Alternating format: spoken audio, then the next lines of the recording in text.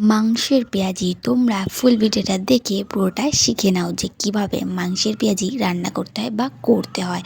তো মা বললো আজকে করবে, আর আমিও ফোনটা নিয়ে চলে আসলাম। মা প্রথমে একটি কড়াইটা মধ্যে একটু তেলটা গরম হতে দিল, আর একটি প্লেটের মধ্যে ডালগুলো আগে থেকে ভিজিয়ে রেখেছিল এবং সেটা এর মধ্যে নিয়ে নিচ্ছে। তারপর এর উপরে পেঁয়াজ কুচি, লঙ্কা কুচি, রসুন কুচি, মাংস কুচি এইগুলো নিয়ে নিচ্ছে। আরও জিনিস নেবে, তোমরা দেখতে থাকো আর শিখতে থাকো। তারপর এর মধ্যে হলুদ নিয়ে নিচ্ছে, দেখতে পাচ্ছ হলুদ, জিরে গুঁড়ো এগুলো নিয়ে নিচ্ছে। এরকমভাবে সমস্ত মশলা তোমরাও বাড়িতে নিয়ে নেবে। এরপর পরিমাণ মতন একটু নুন নেবে। এইবার এই সমস্ত জিনিসটাকে ভালো করে মাখাবে। মাখিয়ে এটার মধ্যে পরিমাণ মতন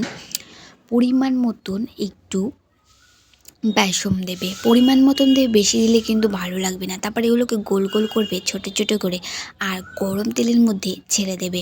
এগুলো এরকমভাবে ভেজে তারপর এটা খাবে।